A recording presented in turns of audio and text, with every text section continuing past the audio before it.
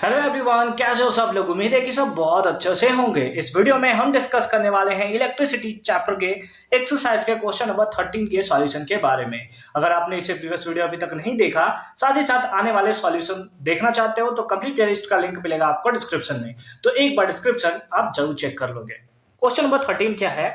A hot plate of an electric oven. एक hot plate है किसका? इलेक्ट्रिक ओवन का, जिसको कनेक्ट किया गया है 220 वोल्ट लाइन से। Has two resistance coil A and B, जिसका दो रेसिस्टेंस है और दोनों रेसिस्टेंस का वैल्यू कितना है? ईच ऑफ 24 ओम, यानी कि दोनों के रेसिस्टेंस का वैल्यू है 24 ओम, विच में बी यूज्ड सेपरेटली, जिसे या तो सेपरेटली यूज किया गया है, या तो सीरीज में यूज किया गया है, या फिर पैरेलली यूज किया गया है। What is the current in 3 cases? तो हमें बताना है कि तीनों के केसेस में करंट हमारे पास कितना कितना कितना होगा। ठीक है, तो चलो तीनों केसेस में हमें निकालना होगा। तो सबसे पहले चलते हैं केस नंबर 1 में, है ना, जिसमें हम लोग क्या किए हैं? यूज्ड सेपरेटली, है ना, जिसमें हम लोगों ने क्या किया है? उसका यूज्ड सेपरेटली हम लोगों ने इसका यूज किया है। तो सेपरेटली यूज किया है तो सिंपल फॉर्म में आप बोल सकते हो कि रेसिस्टेंस का वैल्यू कितना होगा? 220 वोल्ट। उसके साथ साथ 220 वोल्ट ओम होगा ना, नशा है ये सब, सस्ता नशा है। उसके साथ साथ V का वैल्यू कितना है? दैट इज रेसिस्टेंस हमारे पास कितना है भाई? 24 ओम है। ये कौन सा नशा है? कौन सा नशा है ये हमें समझ नहीं आ रहा है। V का वैल्यू कितना है?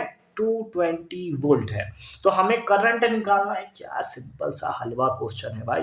Therefore I equals to formula क्या हो जाएगा? V by R।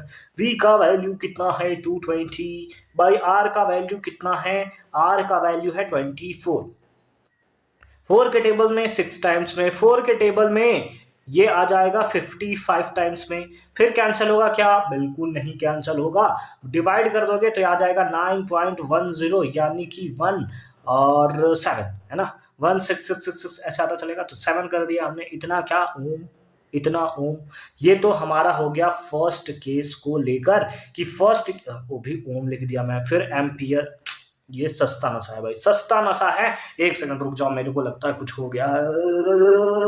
हाँ अब ठीक है। आ जाओ केस 2। केस टू के केस में क्या होगा? इन सीरीज, है ना। केस 2 किसमें? यूज्ड इन सीरीज, है ना। सीरीज में हमने यूज कर रखा है। तो सीरीज में अगर हमने यूज कर रखा है तो क्या होगा? इस केस में जो रेसिस्टेंस हमारे पास आएगा वो क्या होगा? सीरीज के केस में दोनों रेसिस्टेंस 24 ओम है, तो इक्विवेलेंट रेसिस्टेंस कितना हो जाएगा? ये हो जाएगा R1 प्लस R2, यानी कि 48 ओम। कितना हो जाएगा? 48 ओम।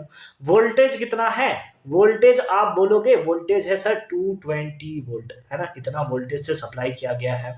देयरफॉर करंट इक्वल्स टू क्या होगा? V by are.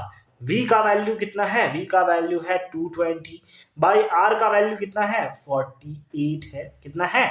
48 है। ठीक है, बहुत अच्छी बात है। 4 के टेबल में अगेन कैंसिल हो जाएगा, 4 के टेबल में 12 टाइम्स में, और ये आ जाएगा 55 टाइम्स में। अगेन डिवाइड होगा क्या? नहीं डिवाइड होगा। तो इस केस में करंट कितना आ जाएगा? 4.77, यानी कि 6, है ना।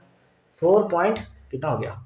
48, 7 तो 5 टाइम्स में, 10 तो 8 टाइम्स में, है ना। तो इतना आपको क्या देखने को मिलेगा? Ampere, and that is the right answer of this question. तो इस टाइप से सिंपल फॉर्म में इसका जो है आप आंसर निकाल सकते हो। के 3 पे आते है, ये थोड़ा सा अलग होगा बाकी सब से, है ना।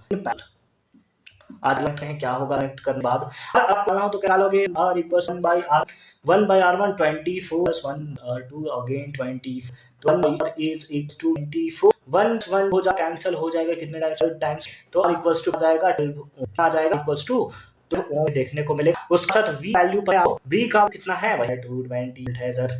देयरफॉर I का वैल्यू बताओ। V बाई V का वैल्यू 20 डिवाइड बाई R का वैल्यू कितना? 12।